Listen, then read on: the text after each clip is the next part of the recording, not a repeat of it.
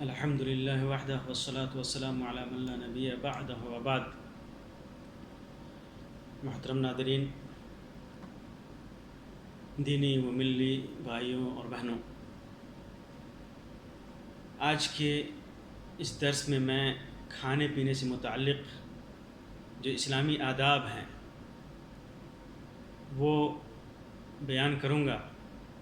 نہایت ہی اختصار کے ساتھ، کیونکہ موضوع اگر تفصیل سے بیان کیا جائے تو بہت ہی زیادہ طویل ہو جائے گا۔ سب سے پہلی چیز یہ جان لینی چاہیے کہ اللہ تبارک و تعالیٰ نے ہر طیب، حلال اور پاک چیز کھانے کا حکم دیا ہے۔ ہر طیب، حلال اور پاک چیز کھانے پینے کا حکم دیا ہے۔ اللہ تبارک و تعالیٰ ارشاد فرماتا ہے، یا ایھا الذین آمنوا کلوا من طیبات ما رزقناکم، اے مومنوں، جو کچھ بھی ہم نے جو طیب اور حلال اور پاک چیز تجھے دیا ہے رزق کے طور پہ، وہ کھاؤ۔ واشکروا للہ، اور اللہ تبارک و تعالیٰ کا شکریہ ادا کرو اگر اللہ تبارک و تعالیٰ کی تم عبادت کرتے ہو، ان کنتم ایاہ تعبدون۔ اسی طرح اللہ تبارک و تعالیٰ نے فرمایا، یا بنی آدم خذوا زینتکم عند کل مسجد وکلوا واشربوا، اے بنی آدم، ہر مسجد کے پاس نماز کے لیے جب جاؤ تو زینت اختیار کرو اور کھاؤ اور پیو۔ کلوا واشربوا ولا تسرفوا، اور اسراف مت کرو، انہ لا یحب المسرفین، کیونکہ اللہ تبارک و تعالیٰ اسراف کرنے والے کو پسند نہیں کرتا۔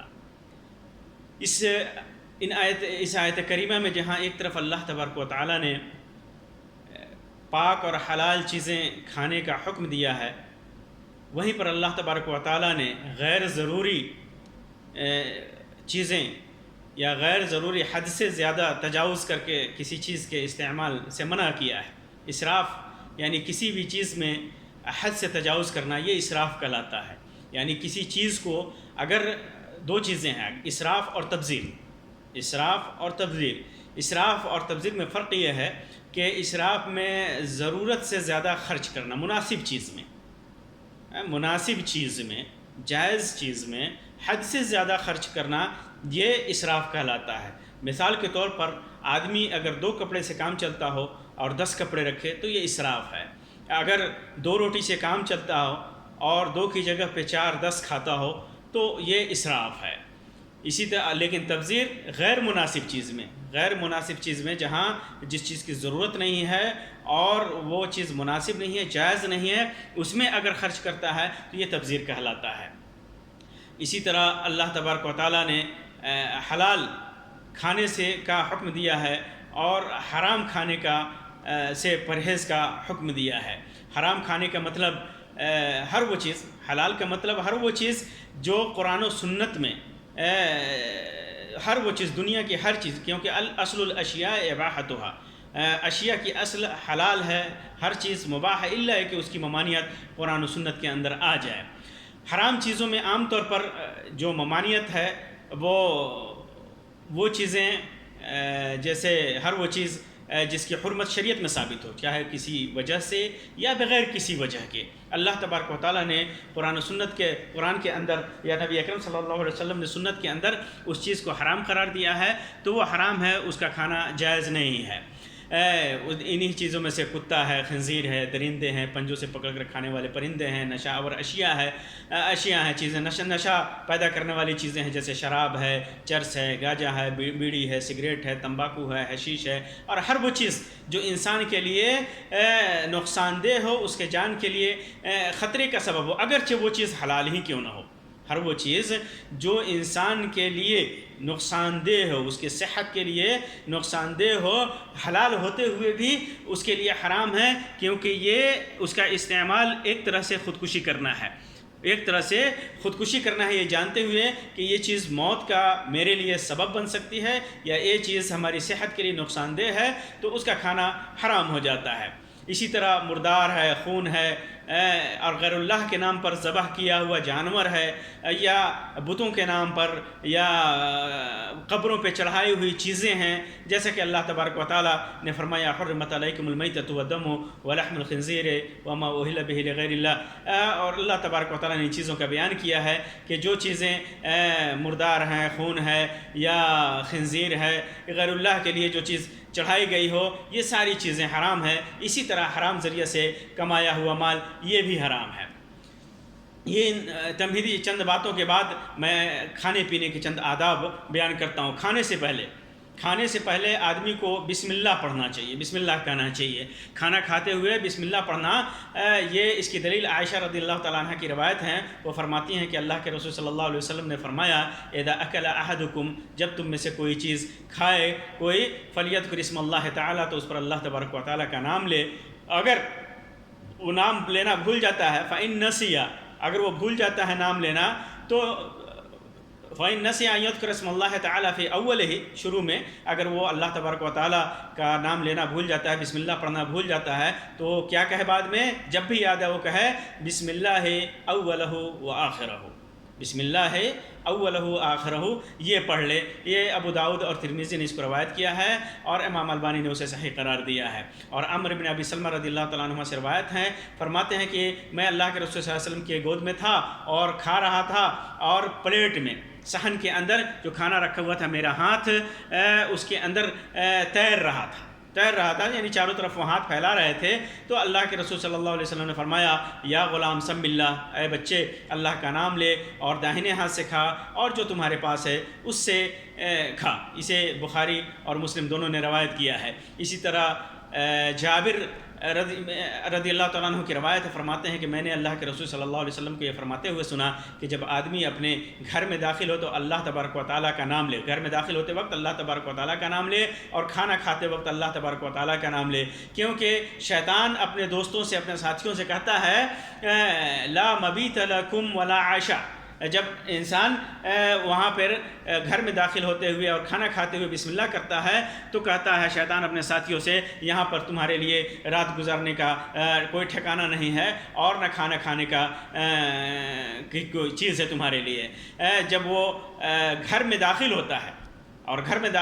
ہے اور اللہ کا نام نہیں لیتا ہے داخل ہوتے وقت، تو شیطان کہتا ہے ادرکتم المبیت، اب تم گھر میں داخل ہو سکتے ہو، تمہیں اجازت مل چکی ہے۔ اور جب کھانے کے وقت اللہ تبارک و تعالیٰ کا نام نہیں لیتا ہے تو کہتا ہے ادرکتم المبیت والعشاء، دونوں، کھانا بھی تمہیں ملے گا یہاں، اور سونے اور رات گزارنے کی جگہ بھی ملے گی۔ اسے صحیح مسلم کے اندر روایت کیا گیا ہے۔ اسی طرح حذیفہ رضی اللہ تعالیٰ کی روایت سے مروی ہے، فرماتے ہیں کہ ہم لوگ ایک بار اللہ کے رسول صلی اللہ علیہ وسلم کے ساتھ کھانا کھا رہے تھے۔ قبل اس کے کہ آپ کھانا شروع کرتے تو ایک لڑکی آئی، چھوٹی سی بچی آئی، گویا اتنی تیزی میں آئی کہ جیسے کوئی اس کو ڈھکیل رہا ہو، اور وہ گئی اور کھانے میں ہاتھ لگانا چاہا تو اللہ کے رسول صلی اللہ علیہ وسلم نے اس کا ہاتھ پکڑ لیا۔ پھر اس کے بعد ایک اعرابی آیا، ایک دیہاتی آیا، وہ بھی جیسے کوئی اس کو زبردستی ڈھکیل رہا ہو تو گیا اور کھانے میں ہاتھ لگانا چاہا، تو اللہ کے رسول صلی اللہ علیہ وسلم نے اس کا بھی ہاتھ پکڑ لیا اور کہا کہ شیطان چاہتا تھا کہ یہ دونوں اللہ تبارک و تعالیٰ کا نام لیے بغیر اس کھانے کو اپنے لیے حلال کر لے، اور میں نے ان دونوں کا ہاتھ پکڑ لیا، تو اللہ کی قسم کہ شیطان کا ہاتھ ان دونوں کے ہاتھ کے ساتھ میرے ہاتھ میں ہے۔ پھر اللہ کے رسول صلی اللہ علیہ وسلم نے اللہ کا نام لیا اور پھر کھایا۔ اسے مسلم نے روایت کیا ہے۔ یہاں پر ایک چیز بتا دیں کہ کوئی شخص، روایتوں میں صرف بسم اللہ کہنے کا ذکر ہے، صرف بسم اللہ کہنے کا ذکر ہے، یہ کافی ہے اور یہی مستحب اور مسنون ہے۔ لیکن اگر کوئی شخص بسم اللہ الرحمن الرحیم پڑھ لیتا ہے تو اس بارے میں علماء کرام کی اگرچہ مختلف رائے ہیں، تاہم اکثر اہل علم اس بات کے قائل ہیں کہ اس میں کوئی حرج نہیں ہے۔ اور ابو امامہ باہلی رضی اللہ تعالیٰ عنہ سے مروی ہے، فرماتے ہیں کہ کھانے کے بعد، یہ تو کھانے سے پہلے کی دعا ہے، اللہ تبارک و تعالیٰ کا ذکر ہے، اور کھانے کے بعد کے سلسلے میں ابو امامہ باہلی رضی اللہ تعالیٰ عنہ کی روایت ہے، فرماتے ہیں کہ نبی اکرم صلی اللہ علیہ وسلم کا جب دسترخوان اٹھا لیا جاتا تھا تو آپ دعا پڑھتے تھے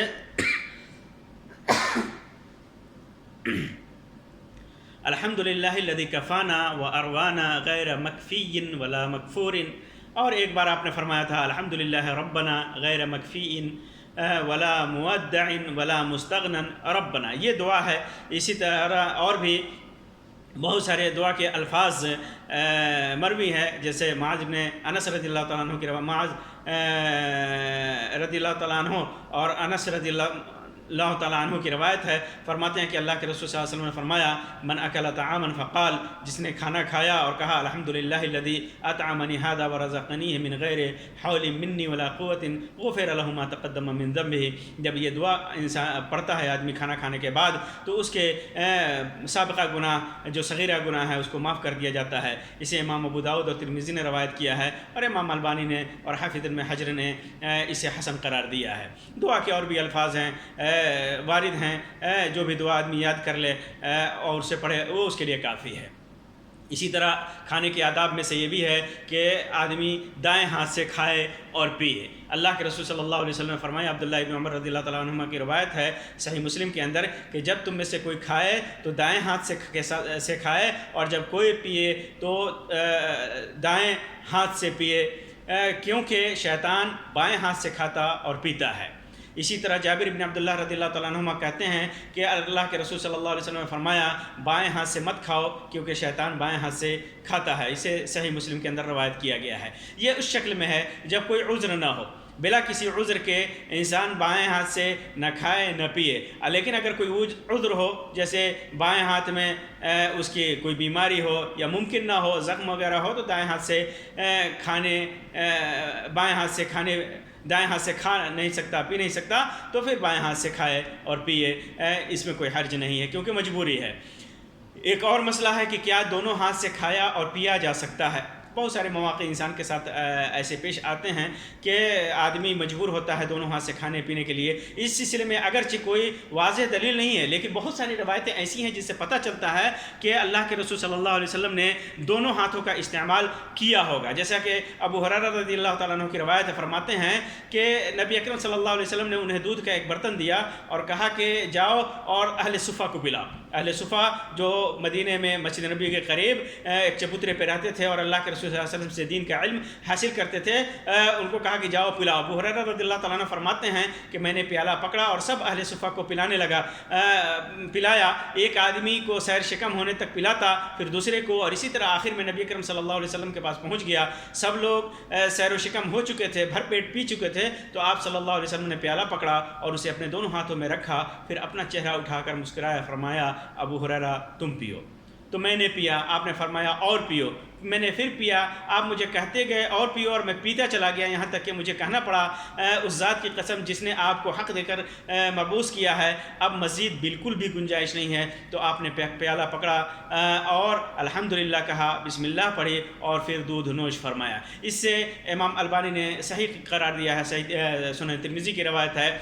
اس میں آپ صلی اللہ علیہ وسلم نے دونوں ہاتھوں میں رکھا، پیالے کو دونوں ہاتھوں میں رکھو. اس سے پتہ چلتا ہے کہ وہ پیالہ بڑا ہوگا، اسی لیے سارے صحابہ کرام جو وہاں موجود تھے سب نے پیا ہوگا. ایک ہاتھ سے تو پی نہیں سکتے، بڑا پیالہ ہو، دونوں ہاتھ میں سے لامحالہ پیے ہوں گے. اس وجہ سے اس سے پتہ چلتا ہے کہ دونوں ہاتھوں سے آپ نے پیا ہوگا. اسی طرح ایک روایت ہے کہ اللہ کے رسول صلی اللہ علیہ وسلم ایک باغ میں تشریف لے گئے. انصاری صحابی تھے. ان سے کہا، یہ زمزم کے سلسلے میں روایت ہے کہ اللہ کے رسول صلی اللہ علیہ وسلم نے دونوں ہاتھوں سے زمزم کا پانی پیا تھا. جیسا کہ عبداللہ ابن عباس رضی اللہ تعالیٰ عنہما کی روایت ہے، فرماتے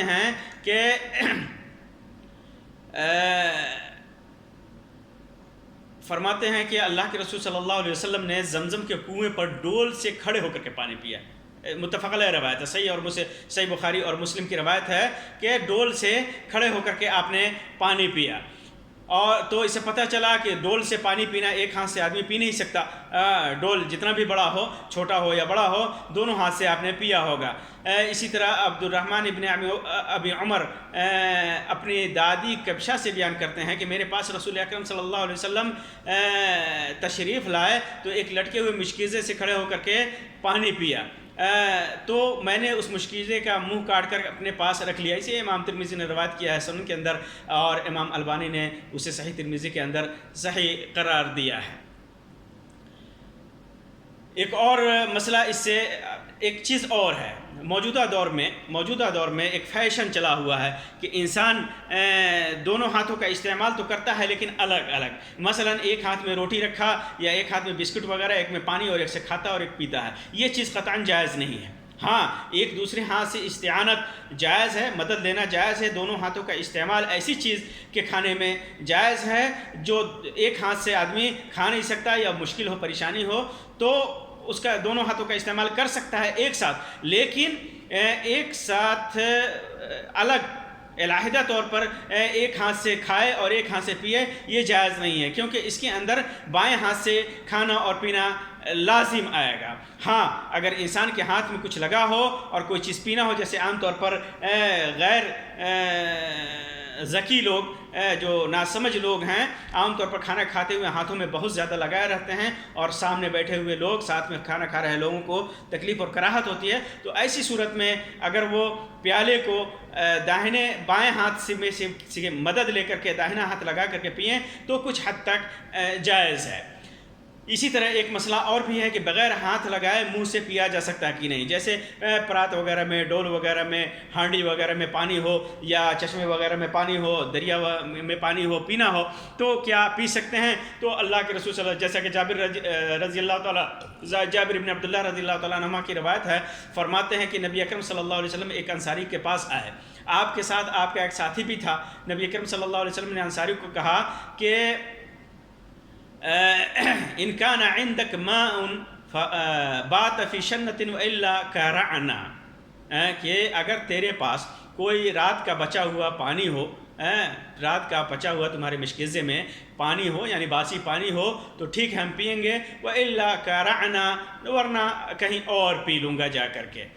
وہ آدمی باغ میں پانی دے رہا تھا، راوی کہتے ہیں کہ تو اور اللہ کے رسول صلی اللہ علیہ وسلم نے عرض کیا کہ پانی دے رہا تھا، اس نے اللہ کے رسول صلی اللہ علیہ وسلم سے عرض کیا کہ اللہ کے رسول صلی اللہ علیہ وسلم میرے پاس باسی پانی ہے، آپ چھپر کی طرف تشریف لائیں، کٹیے میں تشریف لائیں، اور پھر وہ دونوں آدمی تشریف لے گئے، اللہ کے رسول صلی اللہ علیہ وسلم اور آپ کا ساتھی، اور ایک پیالے میں پانی ڈال کر وہ اس نے اپنی بکری کا دودھ دہا، آپ صلی اللہ علیہ وسلم نے پیا، اور اس کے بعد آپ صلی اللہ علیہ وسلم نے کے ساتھ جو تھا اس نے بھی پیا۔ یہ روایت صحیح بخاری کے اندر ہے۔ کرع کا مطلب یہاں پر علماء نے لکھا ہے، شارحین نے لکھا ہے، کرع کا مطلب یہ ہے کہ بغیر کسی ہاتھ اور برتن کے براہ راست منہ لگا کر کے پینا، منہ لگا کر کے براہ راست پینا، کرع کا مطلب بعض علماء نے لکھا ہے۔ عبداللہ ابن عمر رضی اللہ تعالیٰ عنہ کی ایک روایت ہے کہ ہم لوگ پانی کے حوض سے گزرے تو اس میں منہ لگا کر پانی پینے لگے، تو اللہ کے رسول صلی اللہ علیہ وسلم نے منع فرمایا اور کہا منہ لگا کر کے پانی مت پیو، لیکن ہاتھ دھو کر کے اپنے ہاتھوں سے پانی، چلو میں پانی لے کر کے پیو۔ پوری لمبی حدیث ہے، لیکن اس کی سند کمزور ہے، تاہم اگر یہ حدیث صحیح بھی ہو تو یہاں نہیں سے مراد نہیں، تنزیہی ہے، یعنی تحریمی نہیں ہے، اور آپ کا عمل جواز کی دلیل ہے، آپ نے پیا تھا۔ پھر جابر رضی اللہ تعالیٰ عنہ والا قصہ ممانعت سے پہلے کا ہے یا بغیر کسی ضرورت کے ایسا کرنے سے منع کیا گیا ہے؟ ضرورت ہو تو آدمی پی سکتا ہے، ہاتھ مشغول ہو، ہاتھ کے اندر کوئی ایسی چیز ہو جس سے ہاتھ کا استعمال پینے کے لیے نہیں کیا جا سکتا، تو ایسے حالت میں پیا جا سکتا ہے۔ ممانعت کی ایک وجہ یہ بھی ہے کہ بسا اوقات آدمی پینے میں جانور سے مشابہت اختیار کر لیتا ہے اور سانس لے لے کر کے پانی پینے لگتا ہے، جو جراثیم اور بیماری کا سبب بنتا ہے۔ کھانے اور پینے کے سلسلے میں ایک اور ادب ہے کہ 3 انگلیوں کا استعمال کیا جائے۔ سنت میں 3 انگلیوں کے استعمال کا بیان موجود ہے۔ اللہ کے رسول صلی اللہ علیہ وسلم 3 انگلیاں استعمال کیا کرتے تھے، تو اسی وجہ سے بعض علماء نے کہا کہ 3 سے زیادہ استعمال کرنا یہ ایک بری عادت ہے۔ لیکن مسئلہ یہ ہے کہ اگر آدمی کوئی ایسی چیز کھائے جو خشک ہو تو ٹھیک ہے 3 انگلیوں کا استعمال کرے، لیکن کبھی کبھی آدمی کے سامنے کوئی ایسی چیز ہوتی ہے کہ 3 انگلیوں سے استعمال کرنا مشکل ہے، جیسے دال چاول ہے یا دودھ چاول ہے یا اور اسی طرح کی کوئی سائل چیز میں کوئی چیز کھا رہا ہو تو 3 انگلیوں کے استعمال سے کھانا مشکل ہو جاتا ہے۔ اسی وجہ سے 5 انگلیاں استعمال کی جا سکتی ہیں۔ ایسی صورت میں ان انگلیوں کا استعمال اگر انگلیوں کے ذریعے سے کھاتا ہے، ہاتھ سے کھاتا ہے تو، لیکن اگر چمچ سے کھا رہا ہو، کانٹے چمچ کا استعمال کر رہا ہو تو ایسی صورت میں کوئی حرج نہیں ہے کہ انسان چمچ سے کھائے۔ اسی طرح کھانے کے سلسلے میں کہ کھانا آدمی کیسے کھائے، اعتدال کے ساتھ آدمی کو کھانا چاہیے۔ انسان کا جسم اللہ تبارک و تعالیٰ نے پیٹ ایسا بنایا ہے کہ اس کو انسان زندگی بھرنا چاہے تو خوب بھر سکتا ہے، لیکن اس سے اسراف سے اللہ کے رسول اللہ تبارک و تعالیٰ نے منع کیا ہے۔ انسان کو اتنا ہی کھانا چاہیے جتنا اس کے لیے، اس کی زندگی کے لیے ضروری ہے۔ اسی لیے کہا جاتا ہے کہ انسان کے پیٹ برا تن، انسان جیسا کہ حدیث مبارکہ کے اندر ہے، کسی انسان نے اپنے پیٹ سے برا برتن کبھی نہیں بھرا، یعنی ابن آدم کے لیے چند نمالے کافی ہیں جو اس کی کمر سیدھی رکھیں، اور اگر زیادہ کھانا ضروری ہو تو تہائی پیٹ کھانے کے لیے، تہائی پینے کے لیے اور تہائی سانس لینے کے لیے خاص کر لے۔ امام ترمذی نے اور امام ابن ماجہ نے اپنی کتابوں میں اسے روایت کیا ہے اور امام البانی نے اسے صحیح قرار دیا ہے۔ عبداللہ ابن عمر رضی اللہ تعالیٰ عنہ فرماتے ہیں کہ میں نے اللہ کے رسول صلی اللہ علیہ وسلم کو فرماتے ہوئے سنا کہ المؤمن یأکل فی معن واحد والکافر یأکل فی 7 امعاء۔ مومن ایک پیٹ میں کھاتا ہے، ایک آنت میں کھاتا ہے، اور کافر 7 آنت میں کھاتا ہے۔ اس لیے زیادہ کھانا یہ کفار کا شیوا ہے، مومن کا شیوا ہے کہ اعتدال کے ساتھ کھائے تاکہ جسم ہلکا پھلکا رہے اور بہت ساری بیماریوں سے محفوظ رہیں۔ اور آج کل کے طبی دور میں اس چیز نے اس بات کو ثابت کر دیا ہے کہ انسان اعتدال سے کھائے تو بہت ساری بیماریوں سے محفوظ رہ سکتا ہے۔ اور کھانے کے سلسلے میں ایک اہم بات تو یہ ہے کہ اللہ کے رسول صلی اللہ علیہ وسلم نے فرمایا، جیسے کہ ابو ہریرہ رضی اللہ تعالیٰ عنہ کی متفق علیہ روایت ہے کہ طعام الاثنین کافی الثلاثہ و طعام الثلاثہ کافی الاربعہ۔ 2 آدمی کا کھانا 3 آدمی کے لیے کافی ہے، اور 3 آدمی کا کھانا 4 آدمی کے لیے کافی ہے۔ اور بعض روایتوں میں جیسا کہ جابر بن عبداللہ رضی اللہ تعالیٰ عنہ کی روایت میں ہے صحیح مسلم کے اندر کہ 1 آدمی کا کھانا 2 آدمی کے لیے کافی ہے، 2 آدمی کا 4 آدمی کے لیے، اور 4 آدمی کا 8 آدمی کے لیے۔ یعنی مومن کے کھانے میں برکت ہی ہوتی ہے چاہے آدمی ڈبل ہو جائے۔ اسی طرح کھانے اور پینے کے آداب میں سے ہے کہ ایسے برتن کا استعمال کریں جو جائز ہے، حلال ہیں۔ سونے اور چاندی کے برتن میں اللہ کے رسول صلی اللہ علیہ وسلم نے کھانے سے منع کیا ہے، جیسا کہ صحیح بخاری اور صحیح مسلم کی روایت کے اندر ہے۔ اسی طرح اگر کھانا کھا رہا ہو اور تو لوگوں کے ساتھ بیٹھ کر کے کھا رہا ہو تو بہت ساری روایتوں میں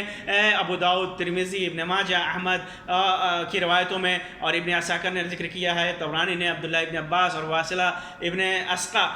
رضی اللہ عنہ سے روایت کیا ہے کہ نبی اکرم صلی اللہ علیہ وسلم نے فرمایا کہ جب تم میں سے کوئی کھانا کھائے تو کھانے کے درمیان سے مت کھائے بلکہ اطراف سے کھائے، کیونکہ برکت درمیان میں نازل ہوتی ہے۔ اس حدیث کو امام البانی نے صحیح ابو داؤد وغیرہ کے اندر اس کو صحیح قرار دیا ہے۔ ان روایات سے معلوم ہوتا ہے کہ برکت کے جانب سے کھانے کے اوپر والے حصے، برکت اللہ کی جانب سے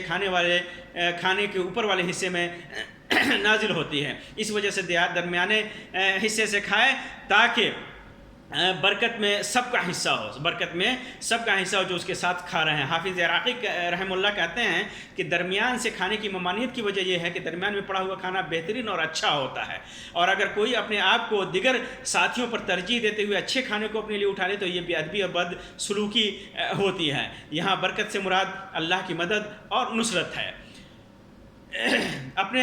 ان روایات سے ثابت ہوتا ہے کہ انسان اپنے سامنے موجود کھانے میں سے کھائے، جیسا کہ اللہ کے رسول صلی اللہ علیہ وسلم کے سے مروی بہت ساری روایتوں کے اندر ہے۔ اسی طرح کھانا کھانے کے بعد سے پہلے اور بعد میں ہاتھ دھونا مستحب ہے، چاہے انسان باوضو ہی کیوں نہ ہو، اگر ہاتھ دھل لیتا ہے تو یہ زیادہ بہتر ہے اور انسان کی صحت کے لیے مفید ہے۔ اسی طرح ٹیک لگا کر کے کھانے کے سلسلے میں امام بخاری رحمہ اللہ نے ابو جحیفہ رضی اللہ عنہ سے روایت کیا ہے کہ اللہ کے رسول صلی اللہ علیہ وسلم نے فرمایا کہ میں سہارا لگا کر کے ٹیک لگا کر کے نہیں کھاتا۔ ٹیک لگا کر کے کھانا کا مطلب یہ ہے کہ انسان کسی چیز پر ٹیک لگا کر کھائے، دراصل اس میں کھانے میں انسان مطمئن ہو کر کے کھاتا ہے، زیادہ کھا لیتا ہے اور کھانے کی طرف زیادہ مائل ہوتا ہے۔ لیکن جب انسان اللہ کے رسول صلی اللہ علیہ وسلم کے بتائے ہوئے طریقے پہ بیٹھ کر کے کھائے گا تو پھر اعتدال سے کھائے گا، کیونکہ علامہ ابن عثیمین رحمہ اللہ فرماتے ہیں بہتر یہی ہے کہ آپ اس طرح نہ بیٹھے کہ جس طرح کوئی انسان مطمئن ہو کر بااعتماد بیٹھتا ہے، تاکہ زیادہ کھانے کا سبب نہ بن سکے، کیونکہ زیادہ نہیں کھانا چاہیے۔ ایک اور مسئلہ ہے کہ کھڑے ہو کر کے پانی پینا جائز ہے یا نہیں۔ اس سلسلے میں بہت ساری روایت ہیں کہ اللہ کے رسول صلی اللہ علیہ وسلم نے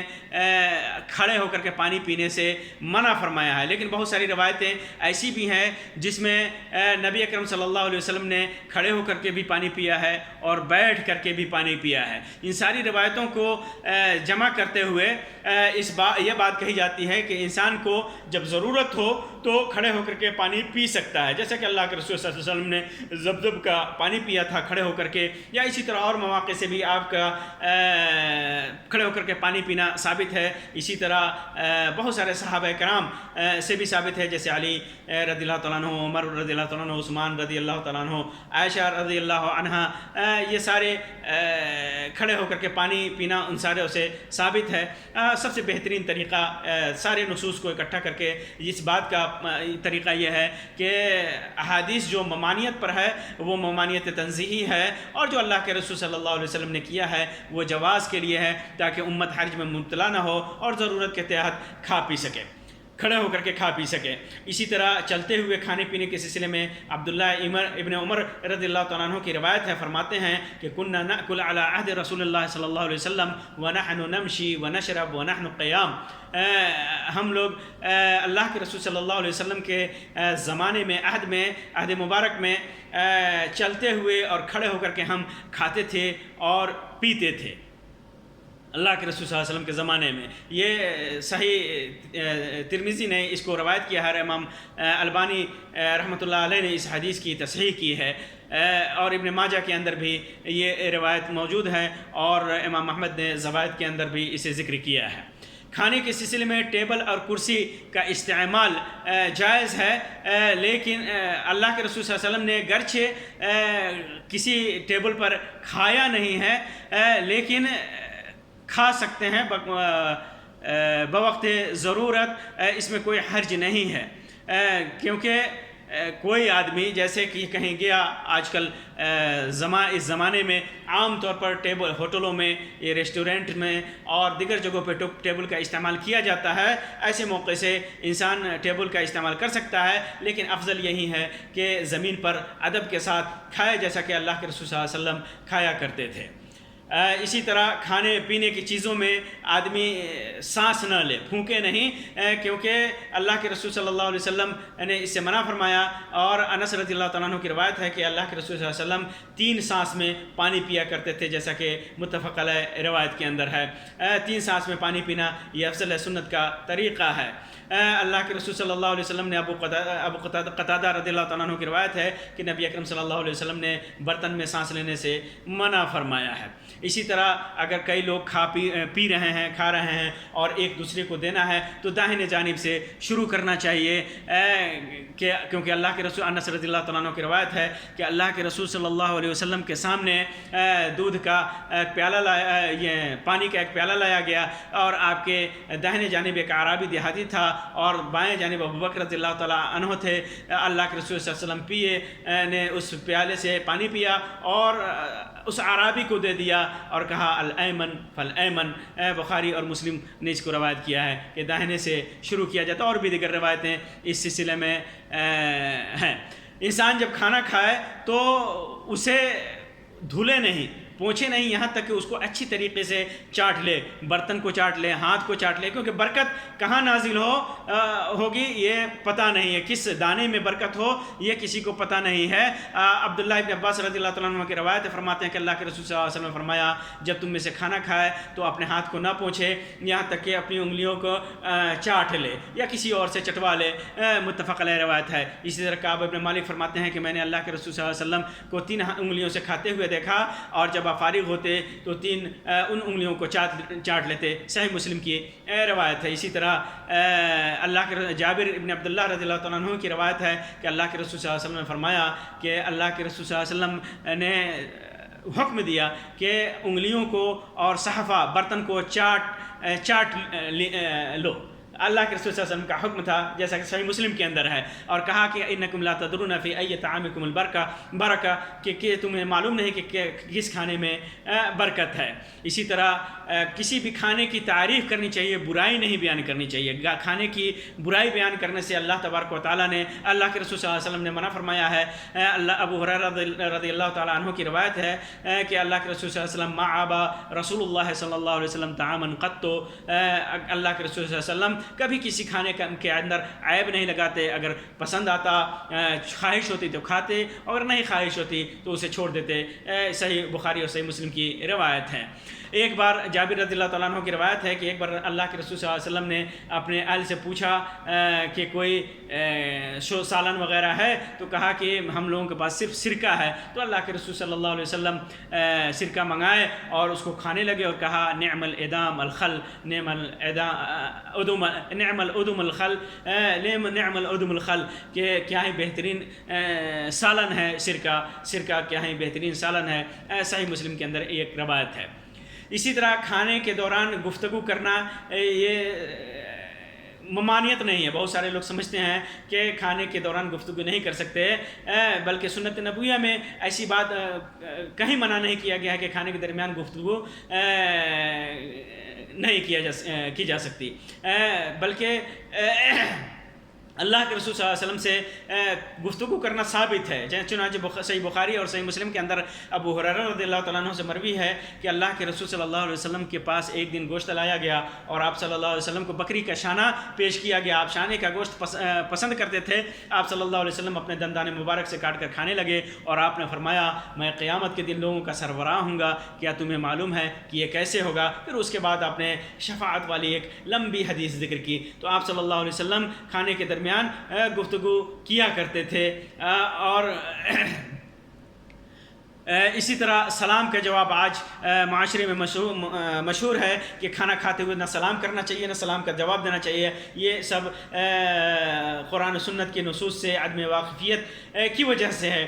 کھانے کے دوران سلام کرنا بھی جائز ہے اور سلام کا جواب دینا بھی جائز ہے۔ اسی طرح کھانے کے بعد کلی کرنا یہ مستحب ہے، کلی کرنا چاہیے، جیسا کہ اللہ کے رسول صلی اللہ علیہ وسلم سے ثابت ہے کہ آپ ایک خیبر کے سے کچھ فاصلے پر آپ صلی اللہ علیہ وسلم نے ستو کھا کر کے پانی منگوا کر کے کلی کیا اور دوبارہ وضو کر کے آپ نے نماز پڑھی، صحیح بخاری کی روایت ہے۔ اسی طرح جو آدمی دعوت دے اس کے اور کچھ کھانے کو دے تو اس کے لیے دعا کرنا بھی اللہ کے رسول صلی اللہ علیہ وسلم نے سے ثابت ہے، جیسا کہ اللہ کے رسول صلی اللہ علیہ وسلم نے ایک صحابی کو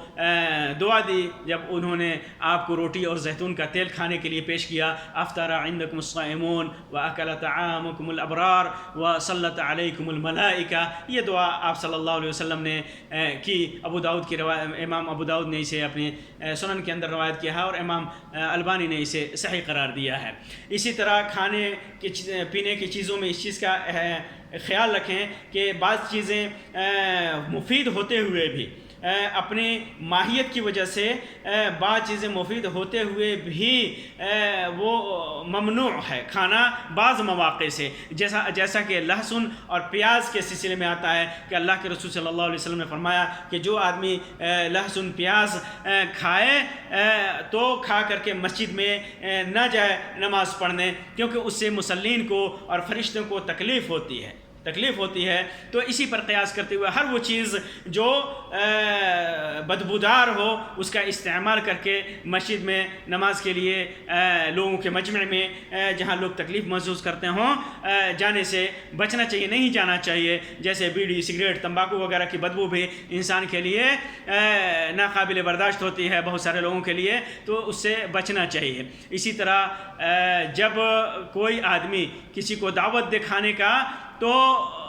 آدمی کو انکار نہیں کرنا چاہیے. ابو ہریرہ رضی اللہ تعالیٰ عنہ فرماتے ہیں کہ اللہ کے رسول صلی اللہ علیہ وسلم نے فرمایا، جیسا کہ صحیح مسلم کی روایت ہے، اذا دعی احدکم فلیجب، جب کسی کو کھانے کی دعوت دی جائے تو اسے قبول کرے. فإن كان صائما فليصلي، اگر روزہ سے ہے تو اس کے لیے دعا کرے، اور اگر روزہ سے نہیں ہے تو کھائے لیکن انکار نہیں کرے، تاکہ ایک مسلمان بھائی کی دل شکنی نہ ہو. اسی طرح ایک اور ادب کا خیال آج کل کے دور میں نہیں رکھا جاتا کہ بہت سارے لوگ دعوت ملتی ہے کسی بھی پروگرام میں تو اپنے ساتھ کئی لوگوں کو لے کر کے چلے جاتے ہیں. یہ چیز منع ہے، یہ چیز منع ہے. ابو مسعود البدری رضی اللہ تعالیٰ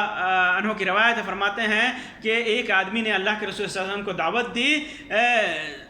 تو آپ صلی اللہ علیہ وسلم کے ساتھ ایک آدمی لگ گیا. جب دروازے پہ پہنچے تو اللہ کے رسول صلی اللہ علیہ وسلم نے فرمایا کہ ان ھذا تبعنا، یہ آدمی ہمارے ساتھ چلا آیا ہے، اگر تو چاہو تو اسے اجازت دو، اور اگر نہیں چاہو تو اسے واپس کر دو. تو کہا کہ نہیں، میں اسے اجازت دیتا ہوں. اللہ کے رسول صلی اللہ علیہ وسلم، صحیح بخاری اور صحیح مسلم کی روایت ہے. اس سے پتہ چلا کہ اگر آدمی کسی ضرورت کے تحت کہیں مدعو ہو تو جتنے لوگوں کو دعوت دی جائے اتنے ہی لوگ جائیں، اور اگر کوئی ساتھ لے جانا چاہتا ہو تو اس سے پہلے اجازت لے لے. فقہاء نے اس بات کی صراحت کی ہے کہ ایسا فعل، ایسے آدمی کو طفیلی کہا جاتا ہے. طفیلی عام طور پر ہمارے معاشرے میں ایسے آدمی کو کہا جاتا ہے. اگر ایسا آدمی کوئی کرتا ہے تو یہ حرام ہے، یہ حرام ہے. مالکیہ، شافعیہ، حنابلہ اور حنفیہ کا ایک مشہور قول بھی اس سلسلے میں یہی ہے کہ بغیر دعوت کے اور بغیر اس کی رضامندی کے کسی کو ساتھ لے کر کے نہ جائے. یہ کھانے سے متعلق چند آداب تھے، احکام تھے. اللہ تبارک و تعالیٰ سے دعا ہے کہ اللہ تبارک و تعالیٰ ہمیں قرآن و سنت کے مطابق اپنی زندگی ڈھالنے کی توفیق عطا فرمائے، ہر معاملات میں توفیق دے کہ ہم قرآن و سنت کے مطابق چل سکیں. اللہ تبارک و تعالیٰ صحیح دین کی رہنمائی فرمائے. آمین یا رب العالمین. وآخر دعوانا ان الحمد للہ رب العالمین، وصلی اللہ علی خیر خلقہ وسلم. والسلام علیکم ورحمۃ اللہ وبرکاتہ.